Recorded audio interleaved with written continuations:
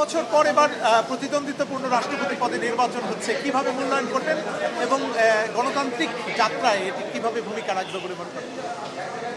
অবশ্যই ৩৫ বছর পরে সাংবিধানিক মতে রাষ্ট্রপতি নির্বাচন হতে যাচ্ছে। এখানে বিরোধী দলের পক্ষ থেকেও প্রার্থী আছে, সরকারি দলের পক্ষ থেকেও আছে।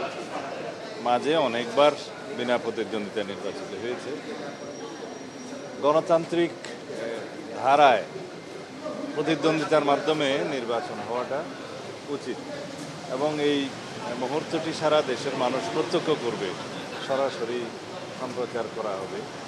আশা করি দেশের মানুষ প্রত্যাশিত গণতান্ত্রিক চর্চা দেখতে পাবে এবং এর মধ্য দিয়ে আমাদের গণতন্ত্রের আবার নতুনভাবে সূচনা হবে। মাননীয় স্বরাষ্ট্রমন্ত্রী বিরোধী দলের পক্ষ থেকে তারা অভিযোগ করছেন যে ৭০ অনুচ্ছেদের কারণে এখানে গণতান্ত্রিক যে মত প্রকাশের স্বাধীনতা সেটি বাধাগ্রস্ত হয়েছে।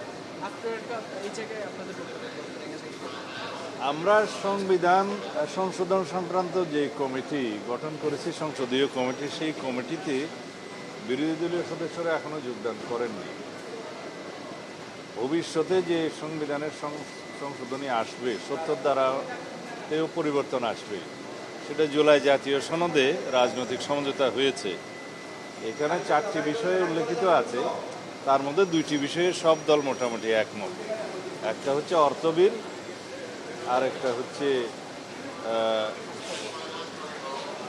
আরেকটা 4টা বিষয় ছিল। একটা হলো অর্থ বিল এবং আরেকটা আস্থা ভোট, মানে ইমপিচমেন্টের ক্ষেত্রে সবাই মনে করে ৭০ অনুচ্ছেদে এই 2টা বিষয়ে সংসদ সদস্যদের স্বাধীনতা থাকবে না।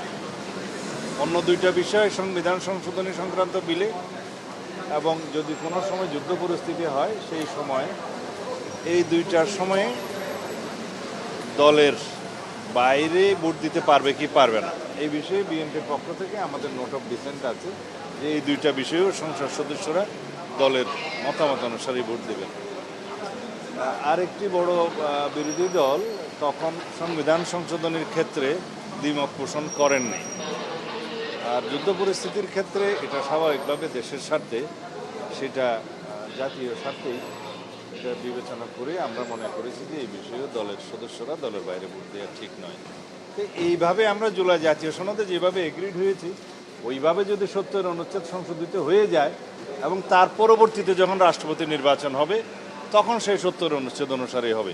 কিন্তু এখন তো সংবিধান সংশোধন হয়নি, সুতরাং আমাদের এক্সিস্টিং বিধান মতে, বিদ্যমান সংবিধানে যা আছে সেই মতেই এই ভোটটা হবে এবং এইখানে সংসদ সদস্যরা যে যে দলের পক্ষ থেকে নির্বাচিত হয়েছে মার্কা নিয়ে, তারা সেই দলের অনুসারে, সিদ্ধান্ত অনুসারে ভোট দেবে। ধন্যবাদ।